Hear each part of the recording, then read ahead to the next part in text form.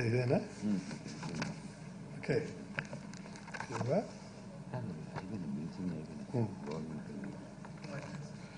Now government resolutions. Resolution on Vizag Steel.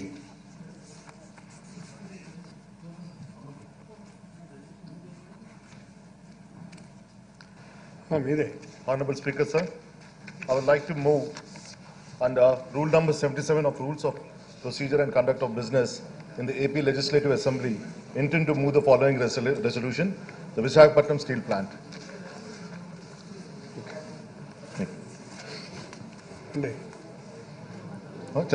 Resolution. మీరు చదివేయండి. Rashtriya Ispat Nigam Limited, the corporate entity of Visakhapatnam Steel Plant, is a Navratna company under the Ministry of Steel, Government of India. It's the largest public sector industrial unit in the state, creating employment opportunities for close to around 20,000 people, directly and many other indirect employment opportunities in the city of Visakhapatnam. It is India's first shore-based integrated steel plant and a producer of long steel products catering to the requirements of the construction, infrastructure, manufacturing and the automobile sectors. This plant was realized only after many sacrifices by the people of the state of Andhra Pradesh. The people rallied for the Visakhapatnam steel plant, and in the process, 32 people have laid down their lives. On the 17th April 1970, the then Prime Minister of India announced the government's decision to establish a steel plant at Visakhapatnam, culminating the decade-long public agitation, Vishakha Ukku, Andhrula Hakku in the undivided Andhra Pradesh. A new company, Rashtriya Ispat Nigam Limited, was formed on 18th February 1982.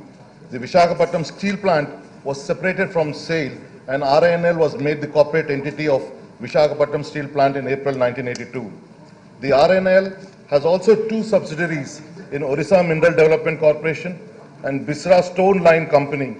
The OMDC has 6 iron ore mines in Orissa but yet to commence productions. Speaker, sir, it's a fact that the plant has had a good performance between 2002 and 2015, earning profits and possessing positive net worth. The plant has pragmatically turned around in 2002 after being reported to BIFR as a sick company. The company has around 19,700 acres of land currently, and the valuation of these lands alone could exceed 1 lakh crores due to the location of the plant in the urban area and rapidly expanding urban sprawl.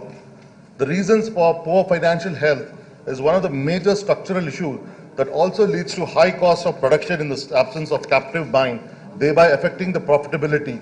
It has to buy the iron ore at a market price from NMDC, which is a lot higher than the market price. Whereas the companies with captive mines enjoy a cost advantage owing to availability of raw material at low cost. RINL currently has a capacity of 7.3 million tons and has taken up plant modernization and capacity expansion recently, which made the plant to borrow loans from the banks to take up this expansion. Owing to the unfavorable steel cycle globally, the company was making losses since 2014 and 15 and was finding it to service the debt. Current debt is standing around 22,000 crores. The company's accumulated losses as of now is about 10,000 crores. And the borrowings, the cost of the borrowings of this company stands at 14% interest rate. The issue of strategic disinvestment, the Cabinet Committee on Economic Affairs, Government of India in its meeting held on 27th January 2021, accorded in principle approval for 100% strategic disinvestment of Government of India's shareholding in RINL, along with the RINL stakes in subsidiaries and joint ventures through strategic disinvestment by way of privatization. Our Honorable Chief Minister addressed the Honorable Prime Minister on 6th February 2021 and again on 9th March 2021, suggesting various measures to turn around the steel plant and insisting to reconsider the decision of the disinvestment of RINL. Our Honorable CM has been very kind in according measures, the following measures that could be taken up by revitalizing this plant. One of the conditions was one of the advised measures that the Honorable Prime CM had accorded was continuing operations to achieve turnaround. Globally, the steel cycle is demonstrating upward trend. It is borne in mind that in today's era, we have to incur a capital expenditure of close to 30,000 crores to 35,000 crores to construct a steel plant of 7 metric tons per annum capacity. RINL has achieved highest ever capacity utilization of 6.3 million tons per annum against the installed capacity of 7.3 million tons per annum from December 2020 and started making a monthly profit of close to 200 crores. Continuing this performance for a further period of 2 years will help the financial situation immensely. RINL has also achieved a turnover of 18,000 crores in the financial year 2020 and 2021 and is well endowed with high capacity to capture the upside in the current steel cycle. In the last 4 months, the company has registered a net profit of 740 crores. The second measure that the Honorable Chief Minister has put forward is captive iron ore mines to reduce the input costs. Currently, RINL is purchasing iron ore from NMDC Bailadilla mines at market price. This has put the RINL at a cost disadvantage of almost close to 5,260 rupees per metric ton of steel. Many of its competitors have captive mines for more than 60% of their own requirement and buy only the rest from the NMDC. Even SAIL has captive mines with reserves of iron ore sufficient for 200 years. This excess cost of iron ore has put cost implication of more than 3,472 crores for the RINL. It is essential to create a level playing field for all the players and hence allotment of captive mines for RINL will help tide over this cost disadvantage. Orissa is blessed with iron ore and allotting the captive mine in Orissa state will go a long way in reviving this plant. Further construction of slurry pipeline would also lead to a reduction in the transportation cost. The third point put forward by our Honorable Chief Minister is a financial restructuring. The short-term loans along with the long-term loans could be converted into equity, taking off repayment pressures and interest burden. The high cost of debt, which is actually standing at 22,000 crores, is being serviced at a high interest rate of 14%. Conversion of these loans into equity by the banks so as to remove the interest burden totally and listing the entity on the stock market exchange gives the banks the exit option to the stock exchange route and through general public may also be explored.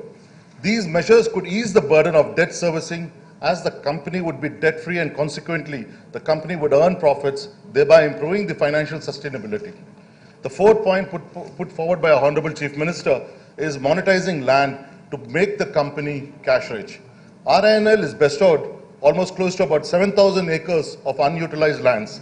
Another measure that the Government of India can take up is to monetize these lands by way of plotting and sale by RINL itself. And the amounts realized will make the company cash rich, thereby increasing the valuation of the company. The state government would provide all necessary permissions for the land use conversions and the municipal approvals to facilitate this intervention. A request was made to the Prime Minister for personal audience by the Chief Minister to explain all these facts in person. Also, it is requested to give an opportunity to lead an all-party delegation along with the trade union leaders under the leadership of Honorable Chief Minister. Now, therefore, a resolution is moved today in the House against the proposal of Government of India that is 100% disinvestment of RINL through privatization to protect the interests of the people of Andhra Pradesh. So, before I conclude, I would also like to say that the RINL plant, has gone a long way in supporting the state's supply of the LMO during the dire state needs in the COVID times. That was one of the notable aspects that we have noticed in this plant. So the resolution that I would like to make before this House, sir. So therefore the House unanimously resolves to oppose the decision of the Government of India on a 100% strategic disinvestment of Government of India's shareholding in the Rashtriya Ispat Nigam Limited, Visakhapatnam, along with the management control by way of privatization, and also resolved to request the Government of India to consider the measures suggested by the Honorable Chief Minister of Andhra Pradesh in his letter dated 6th February 2021 and 9th March 2021 to make the RINL profitable and remain the pride of Telugu people and the state of Andhra Pradesh. Thank you. Government resolution. Huh?